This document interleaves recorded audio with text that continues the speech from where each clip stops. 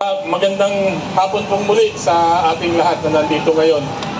Nandito na naman po tayo sa harapan ng Kongreso at muli po tayo'y nananawagan na naman sa kanila.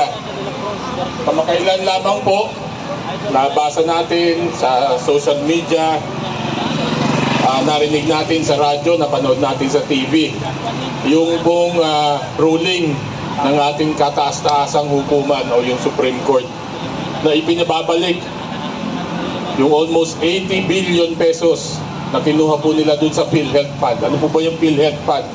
Yun po yung ating pangkasiguruhan sa ating kalusugan sa bawat Pilipino.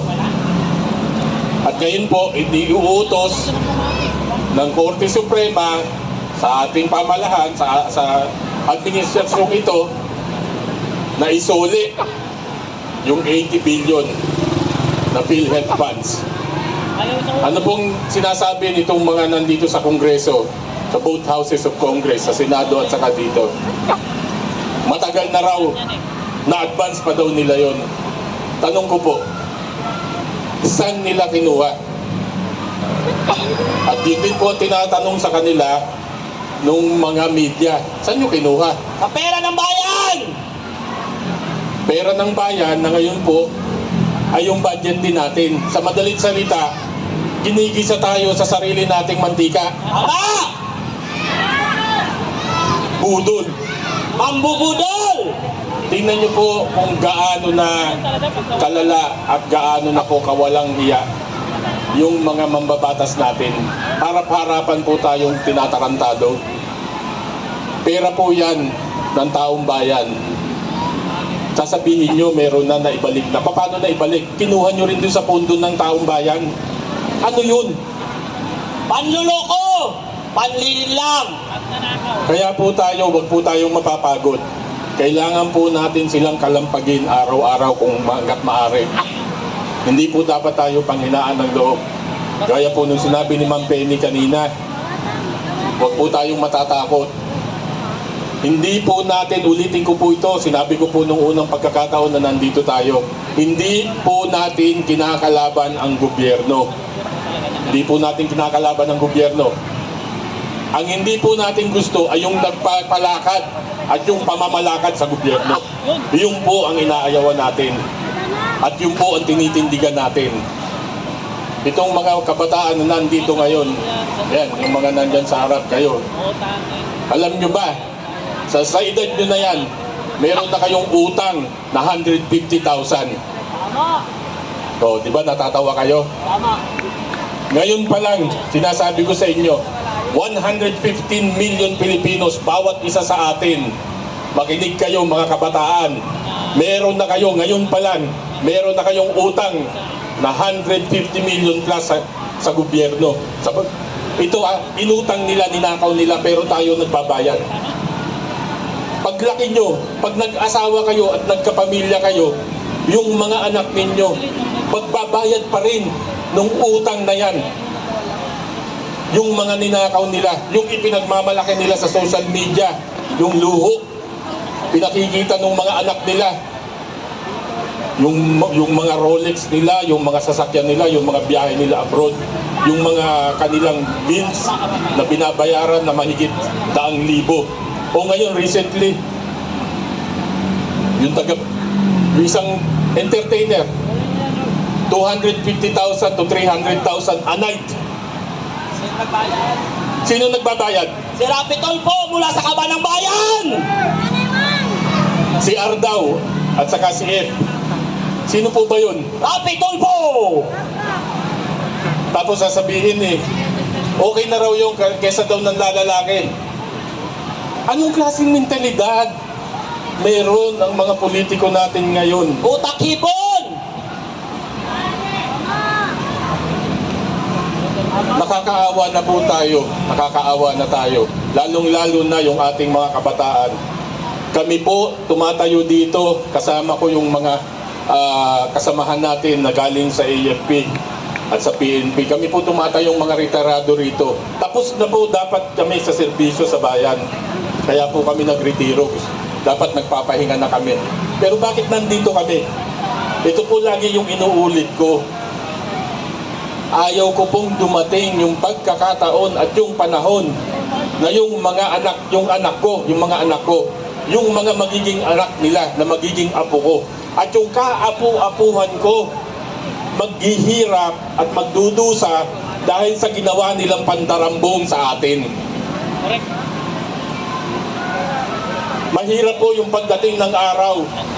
Matanda na ako, uugod-ugod na ako.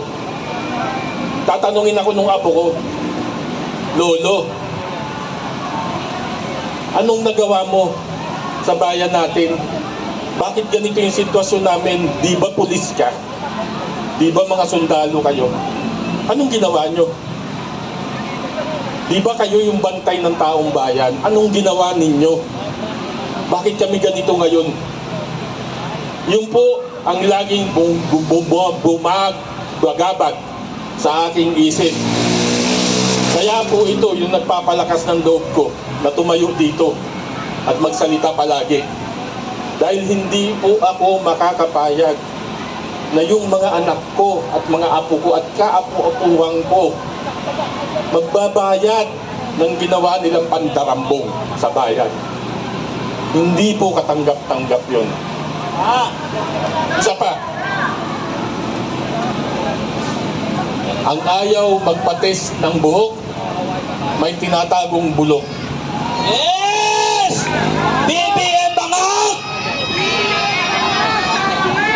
Kami po, nung kami ay nasa serbisyo, meron pong pagkakataon na kinukulong kami sa kwarto. Lahat ng pulis biglang papatawag, sasabihin may meeting, ikukulong kami sa isang kwarto. Yung pala, ano pong gagawin? Meron po kaming random drug testing. At meron naman pong meron din pong nagpo-positibo, nire-rehab po ito. Ginagawa po sa amin yun. Ewan ko po ngayon kung tinutuloy pa, matagal na po akong retirado. Pero yun po ay ginagawa sa amin. Yun po ay random testing. Ngayon, presidente po natin yung may issue. Sabi po nung kapatid niya, sa harap po ng daan libo at milyong katao, lalo pati kasama na po yung nanonood sa TV at social media.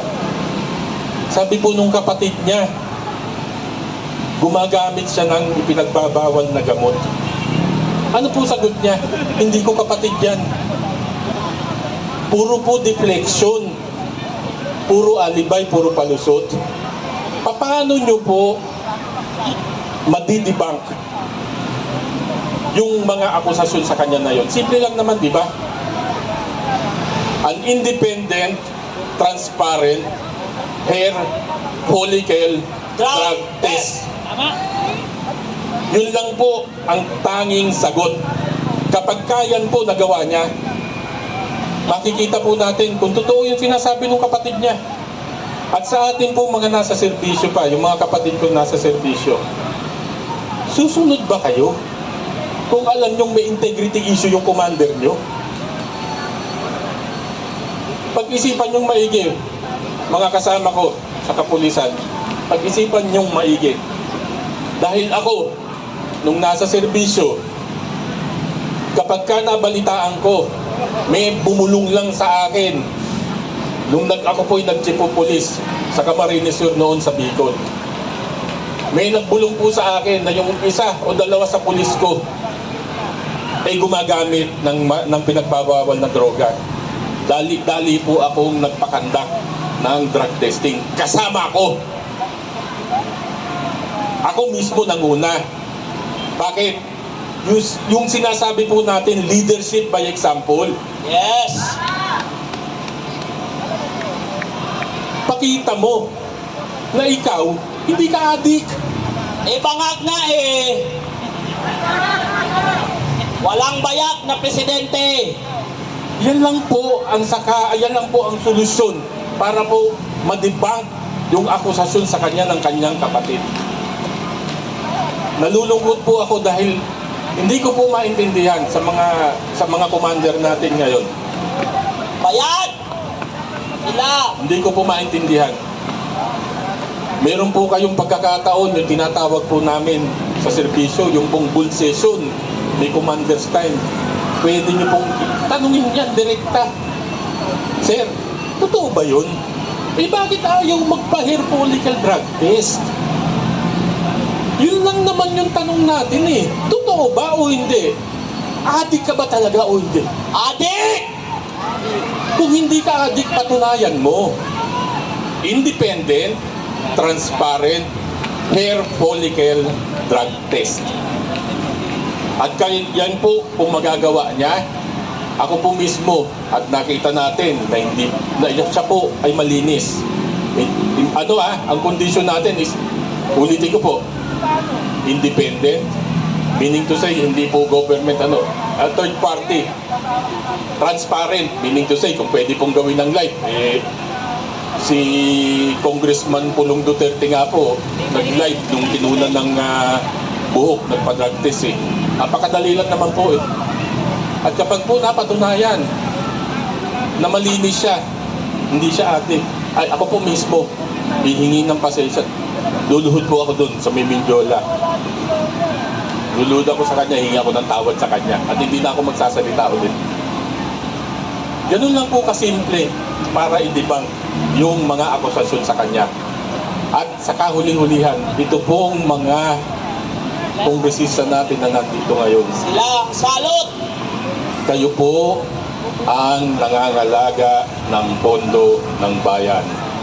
Yung pong power of the purse ng gobyerno ay nasa sa inyo. Yan po ay ipinagkatiwala sa inyo ng taong bayan. Hindi po yan ibinigay sa inyo para ibulsa ninyo. Ulitin ko po, ang pondo ng taong bayan ay ipinagkatiwala sa inyo dyan sa Kongreso. Hindi para ibulsa ninyo. Bigyan nyo ng dignidad yung institusyon ninyo, the House of Congress. Mahiya po kayo. Ano po tawag nyo? Ano pong kadalasang tawag ninyo sa inyo pagka naghihiring kayo, lagi nating naririnig? Your Honor! Your Honor. Your Honor na walang hiya! The gentleman from this province or that city. Ganyan po kayo dyan kung magtawagan. Sana po gawin yung makatotohanan. Huwag po kayong maging mga ipokrito. Ama! Mga bangag din yata! Tama na po ang pagpapahirap sa bayan. Tama na po ang pag-aabuso sa pondo. Sa susunod pong pagkakataon na meron na naman pumasok na dilubyo sa ating bansa, tingnan niyo po itong building na itong nasa harapan natin. Titigan niyo pong maigi at tingnan niyo po kung sino yung mga nandyan sa loob. Mga magnanakaw ang nasa loob! Yan po ang magiging responsable sa bawat isa sa atin. Tandaan po natin yan, yung mga nandyan sa loob, dahil sila ang pinagkatiwalaan natin sa ating pondo. Kung tayo po'y nagbigay ng tiwala sa kanila, tayo po'y may karapatan din na bawiin ito sa kanila. Ama! At muli po, hindi po kahapon, hindi po bukas. Ngayon, kailangan po nating manindigan. At sa tulong po at sa awa ng buong may kapal, mananaig po ang taong bayan. Vox Populi, Vox Dei. Ang tinig ng taong bayan ay tinig ng Diyos. Kaya wag po tayong panghinaan ng loob. Patuloy po tayong manindigan sa mga ginagawa nilang pagkakamali at pag-aabuso sa kapangyarihan at sa pondo ng bayan. Magandang hapon po sa inyong lahat. Okay, maraming salamat po, retired police Colonel Jonathan Galang. Ngayon,